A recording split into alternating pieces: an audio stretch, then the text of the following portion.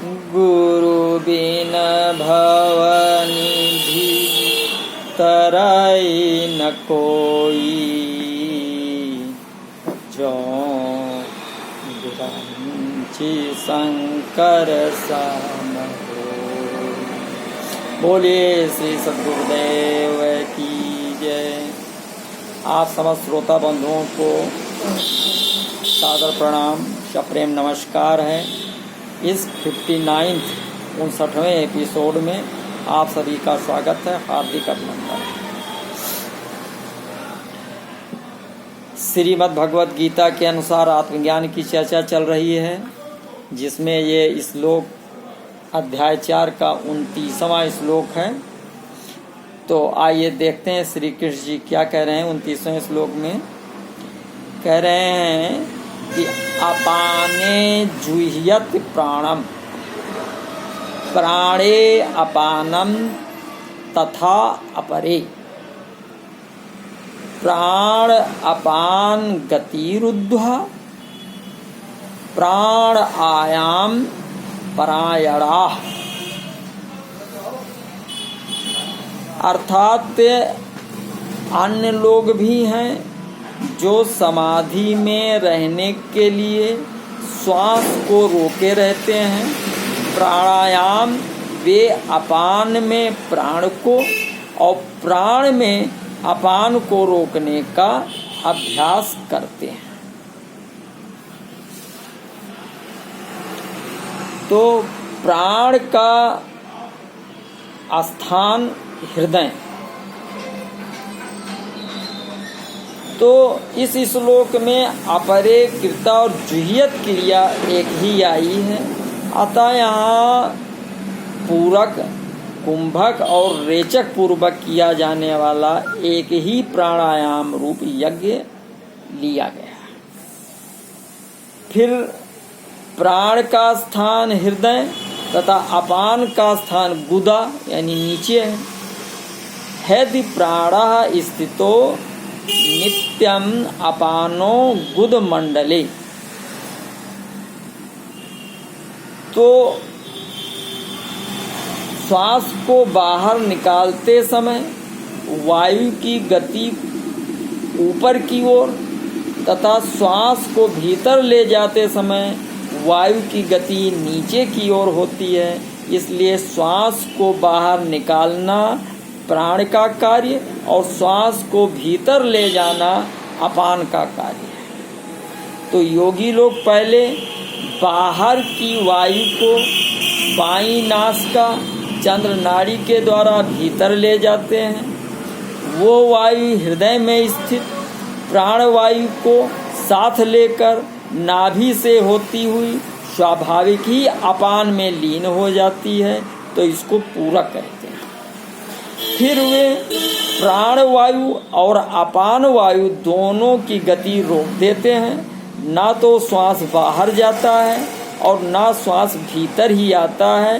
तो इसको कुंभक कहते हैं। इसके बाद वे भीतर की वायु को दाईं नासिका यानी सूर्य नाड़ी के द्वारा बाहर निकालते हैं। तो वो वायु स्वाभाविक ही प्राण वायु को तथा उसके पीछे पीछे अपान वायु को साथ लेकर बाहर निकलती है। तो यही प्राण वायु में अपान वायु का हवन करना है। तो इसको रेचक कहते हैं। और 4 भगवान नाम से पूरक, 16 भगवान नाम से कुंभक और 8 भगवान नाम से रेचक किया गया है, ऐसा गीता में बताया गया है।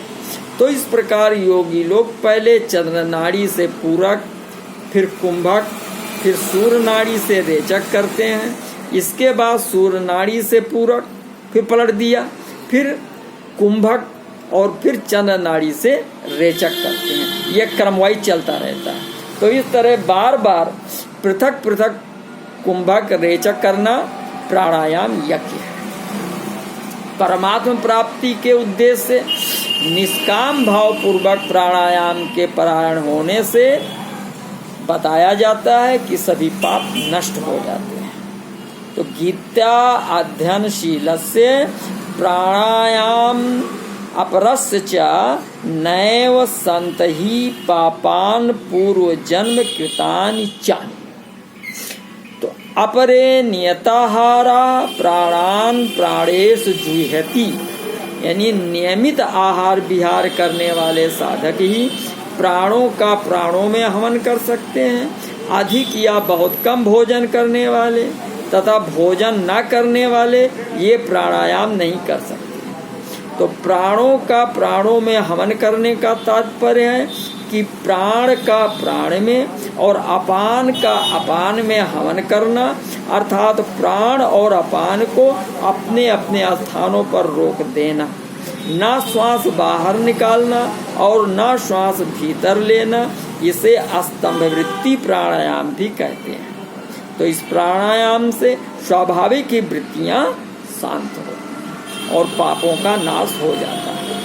केवल परमात्मा प्राप्ति का उद्देश्य रखकर प्राणायाम करने से अंतःकरण निर्मल हो जाता है और परमात्मा प्राप्ति हो जाती है। तो सर्वे अप्येते यज्ञविदो यज्ञक्षपित कल्मषः।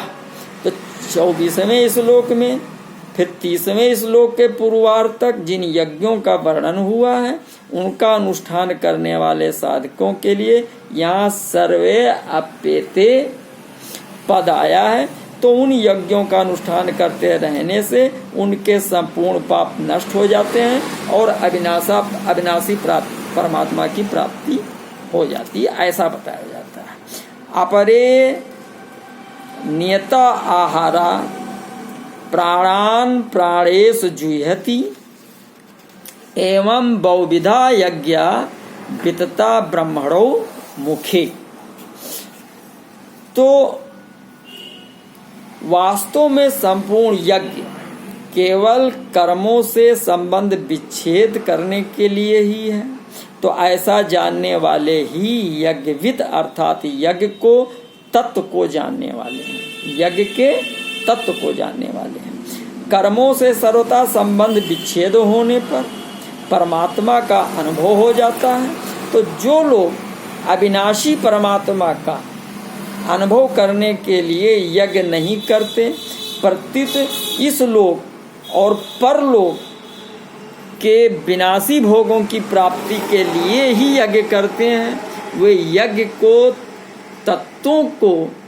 के तत्वों को जानने वाले नहीं।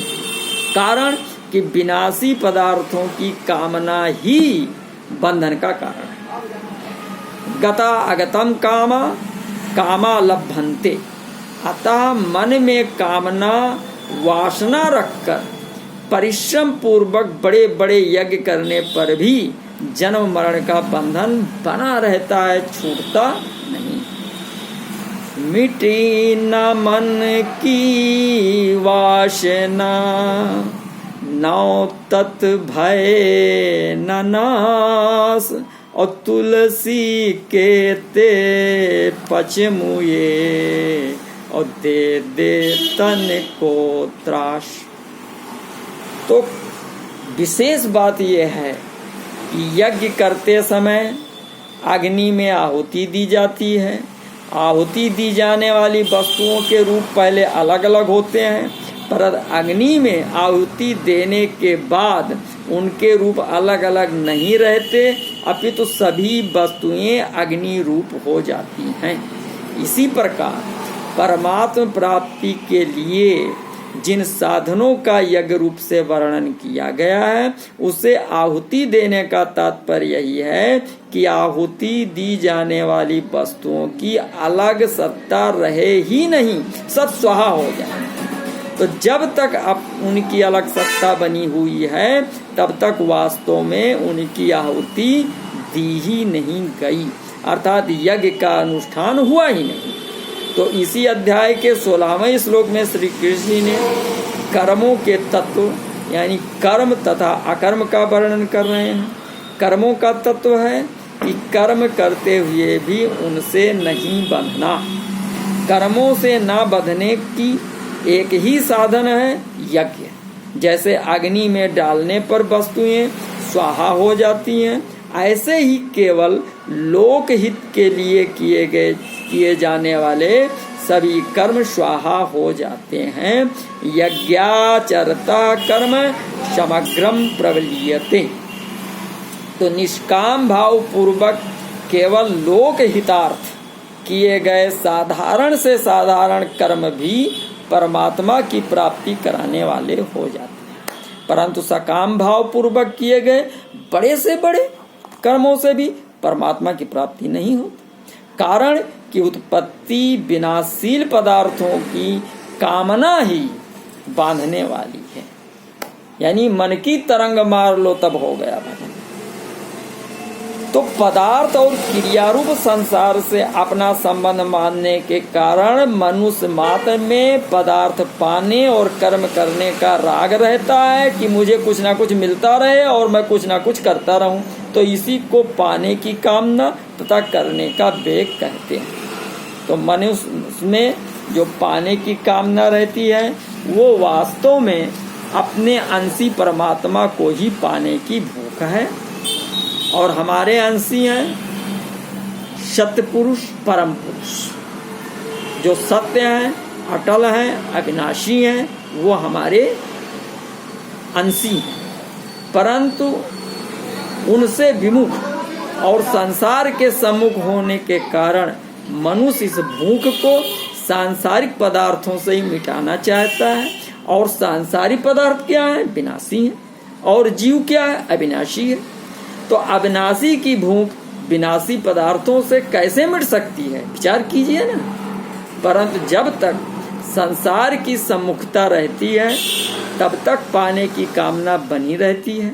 तो जब तक मनुष्य में पाने की कामना रहती है तब तक उसमें करने का वेग बना रहता है।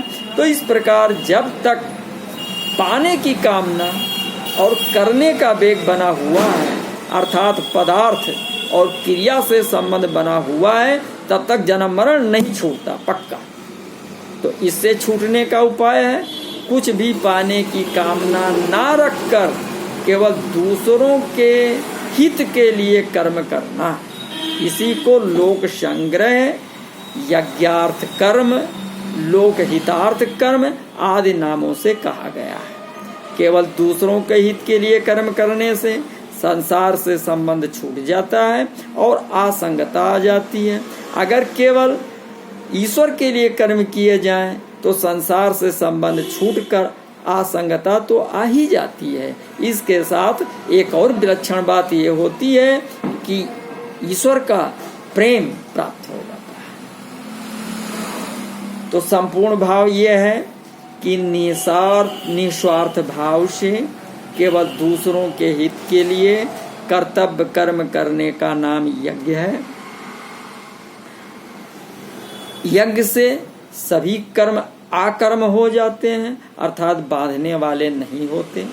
24वें से 30वें श्लोक तक कुल 12 प्रकार के यज्ञ बताए गए हैं, जो इस प्रकार है। आइए इसको दोहरा लेते हैं। क्या क्या है? पहला बताया गया ब्रह्म यज्ञ, यानी प्रत्येक कर्म में कर्ता, करण, क्रिया, पदार्थ आदि सबको ब्रह्म रूप से अनुभव करना है। दूसरा बताया गया भगवत दर्पण रूप यज्ञ, यानी संपूर्ण क्रियाओं और पदार्थों को केवल ईश्वर का और ईश्वर के लिए ही मानना।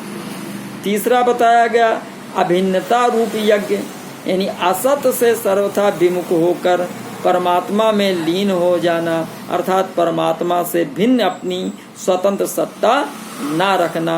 अस्तोमा सत्यम।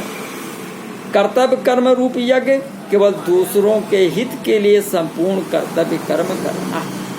चौथा बताया संयम रूप यज्ञ, एकांत काल में अपनी इंद्रियों को विषयों में प्रवृत्त ना होने देना। पांचवा बताया विषय हवन यज्ञ रूप यज्ञ, यानी व्यवहार काल में इंद्रियों का विषयों से संयोग होने पर भी उनमें राग द्वेष पैदा ना होने देना। और छठा यज्ञ बताया समाधि रूप यज्ञ। समाधि रूप यज्ञ में क्या है कि मन बुद्धि सहित संपूर्ण इंद्रियों और प्राणों को के क्रियाओं को रोककर ज्ञान से प्रकाशित समाधि में स्थित हो जाना। सातवां क्या बताया? द्रव्य यज्ञ। तो संपूर्ण पदार्थों को निस्वार्थ भाव से दूसरों की सेवा में लगा देना, ये द्रव्य यज्ञ है। आठवां बताया तपो यज्ञ, यानी कर्तव्य कर्म के पालन में आने वाली कठिनाइयों को प्रसन्नता पूर्वक सह लेना, ये तपो यज्ञ। फिर नौवां बताया गया योग यज्ञ, यानी कार्य की सिद्धि असिद्धि में तथा फल की प्राप्ति अप्राप्ति में सम रहना। फिर 10वां बताया गया स्वाध्याय रूप ज्ञान यज्ञ, यानी दूसरे के हित के लिए सत्शास्त्रों का पठन पाठन, स्मरण, सुमिरण आदि करना। 11वां बताया गया प्राणायाम रूप यज्ञ, यानी पूरक, कुंभक और रेचक पूर्वक प्राणायाम करना। 12वां बताया गया स्तंभ वृत्ति, यानी चतुर्थ प्राणायाम रूप यज्ञ। इसमें क्या है कि ये नियमित आहार करते हुए प्राण और अपान को अपने अपने स्थानों पर रोक देना। तो इन सब का तात्पर्य है कि हमारी मात्र क्रियाएं यज्ञ रूप ही होनी चाहिए, तभी जीवन सफल होगा। तात्पर्य है कि हमने अपने लिए कुछ नहीं करना है, क्रिया और पदार्थ के साथ हमारा कोई संबंध नहीं है। क्रिया और पदार्थ के साथ हमारा कोई संबंध नहीं है, हमारा संबंध तो परमात्मा के साथ है जो क्रिया और पदार्थ से रहित है। तो 24वें श्लोक से 30वें श्लोक तक के आधे तक श्री कृष्ण जी ने कुल 12 प्रकार के यज्ञों का वर्णन किया और 30वें श्लोक के उत्तरार्ध में यज्ञ करने वाले साधकों की प्रशंसा की। अब श्री कृष्ण जी आगे इस श्लोक में यज्ञ करने से होने वाले लाभ और न करने से होने वाली हानि को बताते हैं। या ये देखते हैं 31वें श्लोक में, तो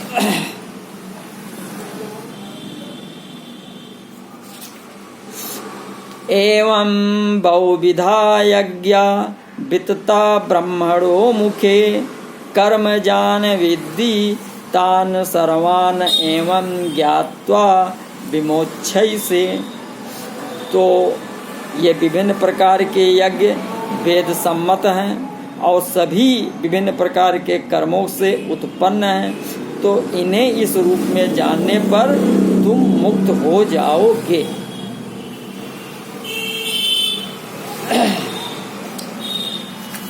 फिर आगे बताते हैं कि श्रेयान् द्रव्यमयात् यज्ञात् ज्ञान यज्ञ परंतपा सर्वं कर्म अखिलम पार्थ ज्ञाने परिसमाप्यते। अर्थात हे परम तप, द्रव्य यज्ञ से ज्ञान यज्ञ श्रेष्ठ है और हे पार्थ अंततो गत्वा सारे कर्म यज्ञों का अवसान दिव्य ज्ञान में होता है। तो जिन यज्ञों में द्रव्यों पदार्थों अर्थात कर्मों की आवश्यकता होती है, वे सब यज्ञ द्रव्यमय होते हैं। तो द्रव्य शब्द के साथ मय प्रत्यय प्रचुरता के अर्थ में है। जैसे मिट्टी की प्रधानता वाला पात्र मृण्मय कहलाता है, ऐसे ही द्रव्य की प्रधानता वाला यज्ञ द्रव्यमय कहलाता है। तो ऐसे द्रव्यमय यज्ञ से ज्ञान यज्ञ श्रेष्ठ है, क्योंकि ज्ञान यज्ञ में द्रव्य और कर्म की आवश्यकता नहीं होती है। सभी यज्ञों को श्री कृष्ण जी ने कर्मजन्य कहा है। श्री कृष्ण जी कहते हैं कि संपूर्ण कर्म ज्ञान यज्ञ में परिसमाप्त हो जाते हैं, अर्थात ज्ञान यज्ञ कर्मजन्य नहीं है, परंतु विवेक और विचार जन्य है। अतः यहाँ जिस ज्ञान यज्ञ की बात आई है वो पूर्ण वर्णित 12 यज्ञों के अंतर्गत आए ज्ञान यज्ञ, यानी चौथे अध्याय का 28वां श्लोक का वाचक नहीं है, परंतु आगे के 34वें श्लोक में वर्णित ज्ञान प्राप्त करने के लिए प्रचलित प्रक्रिया का वाचक है। तो पूर्ण वर्णित 12 यज्ञों का वाचक यहाँ द्रव्यमय यज्ञ है और द्रव्यमय यज्ञ समाप्त करके ही ज्ञान यज्ञ किया जाता है। तो अगर सूक्ष्म दृष्टि से देखा जाए तो ज्ञान यज्ञ भी क्रियाजन्य ही है, परंतु इसमें विवेक विचार की प्रधानता रहती है। सर्व कर्म अखिलम पार्थ ज्ञाने परिसमाप्यते। सर्वम और अखिलम दोनों शब्द पर्यायवाची हैं, उनका अर्थ संपूर्ण होता है। इसलिए यहाँ सर्वम कर्म का अर्थ संपूर्ण कर्म, मात्र कर्म, और अखिलम का अर्थ संपूर्ण द्रव्य यानी मात्र पदार्थ लेना ही ठीक मालूम पड़ता है। तो जब तक मनुष्य अपने लिए कर्म करता है तब तक उसका संबंध क्रियाओं और पदार्थों से बना रहता है, और जब तक क्रियाओं और पदार्थों से संबंध रहता है तभी तक अंतःकरण में अशुद्धि रहती है। इसलिए अपने लिए कर्म न करने से ही अंतःकरण शुद्ध होता है। अंतःकरण में 3 दोष रहते हैं। 3 दोष, पहला मल यानी संचित पाप, दूसरा विक्षेप अर्थात चित्त की चंचलता, और तीसरा आवरण यानी अज्ञानता। तो अपने लिए कोई भी कर्म न करने से अर्थात संसार मात्र की सेवा के लिए ही कर्म करने से जब साधक के अंतःकरण में स्थित मल और विक्षेप दोनों दोष मिट जाते हैं, तब वो ज्ञान प्राप्ति के द्वारा आवरण दोष को मिटाने के लिए कर्मों का स्वरूप से त्याग करके सद्गुरु के पास जाता है।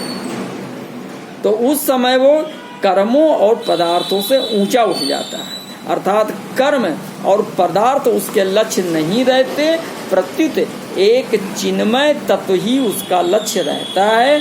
यही संपूर्ण कर्मों और पदार्थों का तत्व ज्ञान में समाप्त होना है। तो ज्ञान प्राप्ति की प्रचलित प्रक्रिया है कि शास्त्रों में ज्ञान प्राप्ति के 8 अंतरंग साधन कहे गए हैं। पहला विवेक, ये गुरुदेव जी ने स्पष्ट बताया है।